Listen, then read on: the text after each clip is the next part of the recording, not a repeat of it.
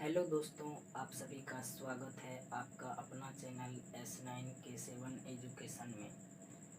दोस्तों, यह वीडियो त्रिकोणमिति का पहला वीडियो है और इस वीडियो में हम लोग त्रिकोणमिति का बेसिक कंसेप्ट जानेंगे। तो चलिए दोस्तों, बिना देर किए वीडियो स्टार्ट करते हैं।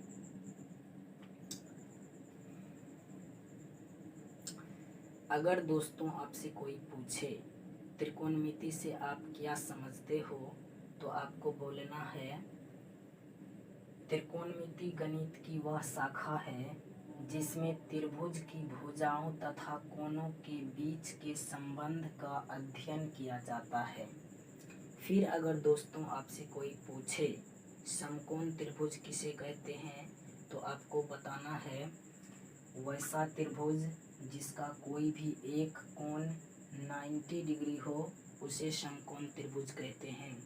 फिर अगर दोस्तों आपसे कोई पूछे न्यून कोण किसे कहते हैं, तो आपको बोलना है वैसा कोण जो 0 डिग्री से बड़ा तथा 90 डिग्री से छोटा हो उसे न्यून कोण कहते हैं। तो चलिए दोस्तों, अब हम लोगों को समझना है पहला स्टेप। हम लोगों को इसमें 3 स्टेप समझना है। तो पहला स्टेप में हम लोगों को समझना है दोस्तों, हम लोगों को यह बात मालूम है कि यह एक समकोण त्रिभुज है। तो दोस्तों हम लोगों को पहला स्टेप में समझना है समकोण त्रिभुज में ये कोण और इस कोण, ये दोनों कोण न्यून कोण होते हैं और ये कोण समकोण होते हैं। फिर से सुनिएगा दोस्तों, समकोण त्रिभुज में ये कोण और ये कोण न्यून कोण होते हैं और ये कोण समकोण होते हैं। तो चलिए दोस्तों, इस प्रकार हमारा पहला स्टेप क्लियर होता है। अब हम लोगों को दूसरा स्टेप में पढ़ना है समकोण त्रिभुज में कोण भुजा कर्ण, कोण भुजा लंब, कोण भुजा आधार होती है। तो चलिए दोस्तों, हम लोग जानने का प्रयास करते हैं। दोस्तों, स्टेप 2 में पहला पॉइंट में हम लोगों को बताया गया है समकोण के सामने वाली भुजा कर्ण कहलाती है। समकोण के सामने वाली भुजा कर्ण कहलाती है। तो देखिए दोस्तों, हम लोगों को पता है पहला स्टेप में हम लोगों ने जान लिया है समकोण किसे कहते हैं, न्यून कोण किसे कहते हैं। तो यहाँ पे लिखा हुआ है समकोण के सामने वाली भुजा कर्ण कहलाती है। तो दोस्तों इसमें 3 कोण है, तो तीनों कोण में से 2 कोण न्यून कोण है और 1 कोण समकोण है। तो समकोण ये हुआ, 90 डिग्री के कोण को हम लोग समकोण बोलते हैं। तो समकोण के सामने वाली भुजा, इसके जस्ट सामने वाली भुजा कर्ण कहलाती है, जिसको हम लोग अंग्रेजी में हाइपोटेनस बोलते हैं।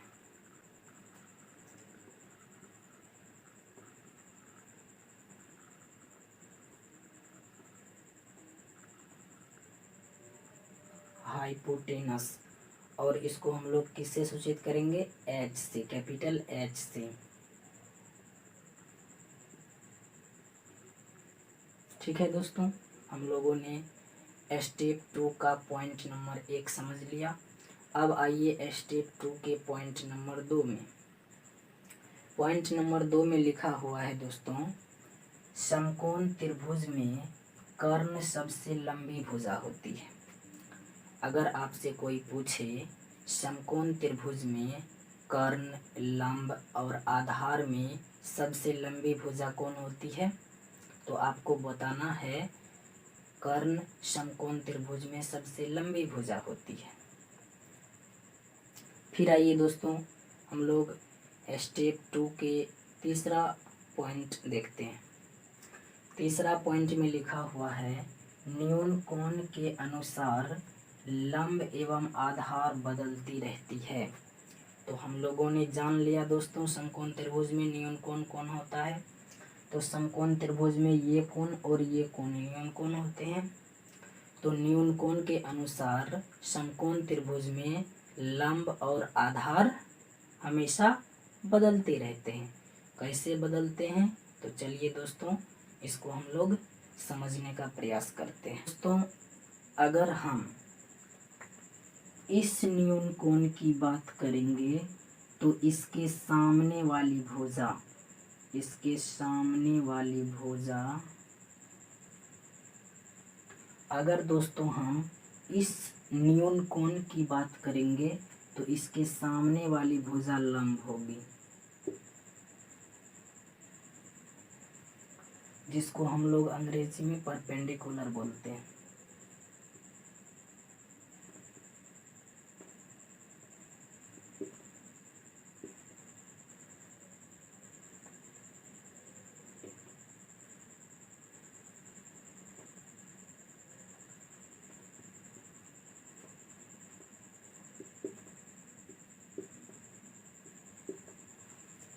और जिसको हम लोग कैपिटल पी से सूचित करते हैं।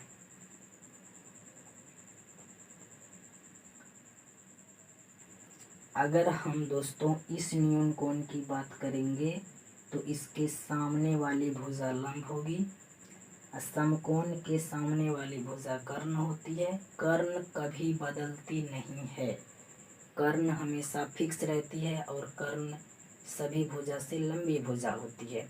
तो समकोण के सामने वाली भुजा हमेशा कर्ण होती है। न्यून कोण के अनुसार लंब और आधार हमेशा बदलती रहती है। अगर दोस्तों हम इस न्यून कोण की बात करें तो इस न्यून कोण के सामने वाली भुजा लंब होगी और ये आधार होगी और कर्ण हमेशा फिक्स रहता है यानी नियत रहता है। फिर देखिए दोस्तों अगर हम इस न्यून कोण की बात करते हैं तो लंब ये हो जाता है और आधार ये होगा, जिसको हम लोग अंग्रेजी में बेस बोलते हैं। और इसको हम लोग किससे सूचित करेंगे, कैपिटल बी से।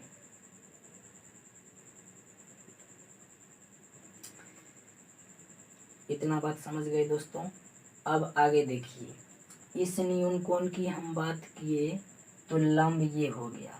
अगर हम दोस्तों इस न्यून कोण की बात करेंगे,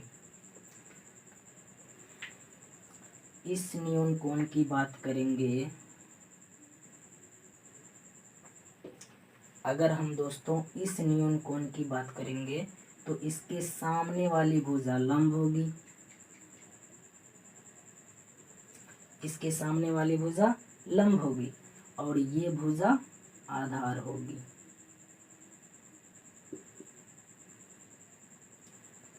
आप लोग अच्छी तरह से समझ गए होंगे।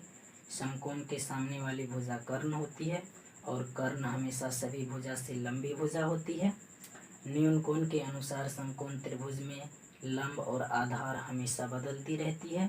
अगर हम इस न्यून कोण की बात करेंगे तो लंब ये हो जाएगा, आधार ये हो जाएगा। अगर हम इस न्यून कोण की बात करेंगे तो लंब ये हो जाएगा, आधार ये हो जाएगा। मुझे आशा है आप लोग अच्छी तरह से समझ गए होंगे।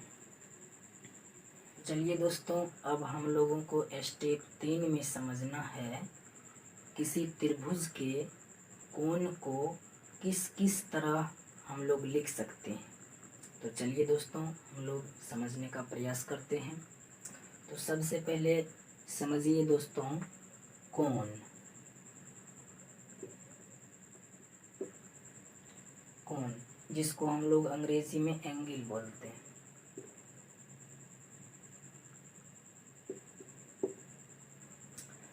तो दोस्तों सबसे पहले हम लोगों को कोण का संकेत समझना है, कोण का आखिर चिन्ह क्या होता है। तो आप लोगों को पता होगा, आप लोगों ने पिछली कक्षा में पढ़ा ही होगा कोण को हम लोग किस चीज़ से दर्शाते हैं। तो कोण के लिए संकेत दिया गया है दोस्तों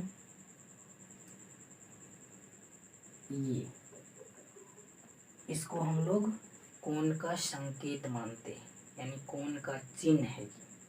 कोण को दर्शाने के लिए इसका चिन्ह दिया गया है।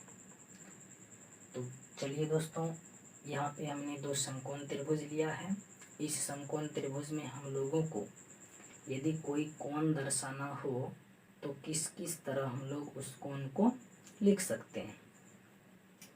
देखिए दोस्तों, पहले इस समकोण त्रिभुज में देखिए, इस समकोण त्रिभुज में 3 कोण है। 3 कोण में से यदि कोई कोण हमको दर्शाना होगा तो हम लोग उस कोण को किस किस तरह दर्शा सकते हैं, वही समझने का प्रयास करते हैं। देखिए दोस्तों, अगर मान के चलिए हमको ये कोण दर्शाना है, तो ये न्यून कोण है, तो इस कोण को हम किस किस तरह लिख सकते हैं। देखिए, तो सबसे पहले हम लोग कोण लिखने के लिए कोण चिन्ह देते हैं। तो सबसे पहले देखिए दोस्तों, यहाँ पे कोण चिन्ह दे दिए। यदि हमको ये कोण दर्शाना है तो इसको बीच में रखना है, ये और ये, इस कोण के नाम को, इस कोण के नाम को बगल में रखना है। और जिस कोण के बारे में हमको जानना है, जिस कोण के बारे में हमको कोई मान निकालना है, उसको हम लोगों को बीच में रखना होगा। जैसे देखिए दोस्तों, सबसे पहले ये लिखेंगे या ये लिखेंगे, ये दोनों में से कोई लिख लीजिए, उससे कोई टेंशन वाली बात नहीं है। तो देखिए दोस्तों, सबसे पहले ये हमने लिख दिया। इस कोण को हमें दर्शाना है तो इसको हम लोग बीच में लिखेंगे। तो देखिए दोस्तों, इसको बीच में लिख दिया। फिर उसके बाद ये लिख दिए, पहला बात ये, इसको दर्शा दिए। जिस कोण को हमें दर्शाना होगा उसे बीच में रखना होगा। फिर देखिए दोस्तों, इसको तो इस तरह हम लिख दिए, इसको डायरेक्ट हम इस तरह भी लिख सकते हैं, इसको तो हम इस तरह भी लिख सकते हैं, या नहीं तो इसको डायरेक्ट हम कोण का सिंबल देकर, इस कोण की बात कर रहे हैं तो डायरेक्ट कोण सी लिख देंगे। ऐसे लिखिए या ऐसे लिखिए, कोई गलत सिचुएशन नहीं है। तो आपकी मर्जी, आप ऐसे लिखिए ऐसे लिखिए, दोनों 100% सही है, इसमें कोई गलती की बात नहीं है। फिर देखिए दोस्तों, अगर मान के चलिए, जैसे देखिए ये त्रिभुज, इस त्रिभुज में देखिए मान के चलिए यहाँ पे थीटा ले लिया, थीटा ले लिया, तो अब कैसे दर्शाना है। तो देखिए दोस्तों, इसको हम किस किस तरह दर्शा सकते हैं। सबसे पहले तो हम ये रूल फॉलो करेंगे, इसको बीच में रखेंगे, यानी कोण ACB ऐसे भी लिख सकते हैं, या नहीं तो इसको हम लोग डायरेक्ट कोण C भी लिख सकते हैं, या नहीं तो इसको हम लोग डायरेक्ट कोण थीटा लिख सकते हैं। डायरेक्ट ये तीनों रूप में हम इसको लिख सकते हैं, सभी रूप सही है। आपकी इच्छा जिस रूप में लिखिए, ऐसे लिखिए या ऐसे लिखिए या ऐसे लिखिए, बात एक ही है। अगर दोस्तों यहाँ पे थीटा यहाँ पे दोस्तों चर राशि है। चर राशि वैसी राशि जिसका मान हमेशा बदलते रहता है, उसे चर राशि कहते हैं। यहाँ पे दोस्तों थीटा की जगह पर 30 डिग्री, 45 डिग्री, 90 डिग्री, 60 डिग्री कुछ भी आ सकता है। तो उसके लिए दोस्तों घबराने की कोई बात नहीं है। थीटा की जगह पर यदि 45 डिग्री आ गया तो थीटा की जगह पर 45 डिग्री दे देंगे, 60 डिग्री आ गया तो 60 डिग्री दे देंगे।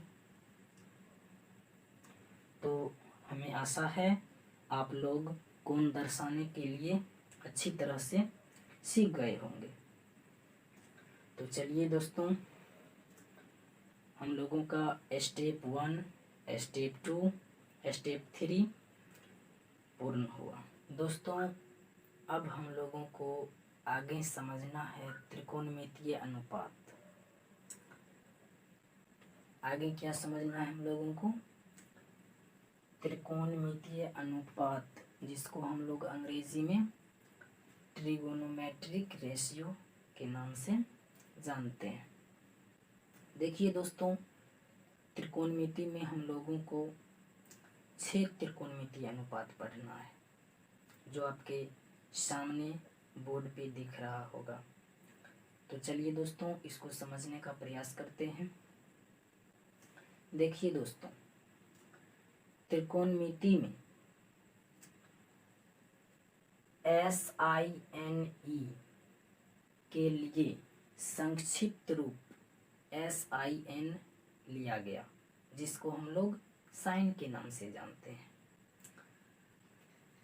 कोसाइन के लिए संक्षिप्त रूप कोस लिया गया। ठीक इसी तरह टेंजेंट के लिए टेन, कोटेंजेंट के लिए कोट, सेकेंड के लिए सेक तथा कोसेकेंट के लिए संक्षिप्त रूप कोसेक लिया गया। इतना सब काम होने के बाद दोस्तों ये सभी का एक नाम रखा गया, जिसको हम लोग त्रिकोणमितीय अनुपात के नाम से जानते हैं। तो दोस्तों आज की वीडियो यहीं हम ख़त्म करते हैं। अगर दोस्तों आपको यह वीडियो समझ में अच्छी तरह से आया तो प्लीज़ दोस्तों चैनल को सब्सक्राइब कीजिए, अपने दोस्तों को शेयर कीजिए, और यदि पूरी अच्छी तरह से समझ में आ गया तो एक प्यारा सा कमेंट कर दीजिए। तो दोस्तों आप लोग प्लीज़ सपोर्ट कीजिए। आप लोगों के लिए हम जितना मेहनत करेंगे उतना कम होगा।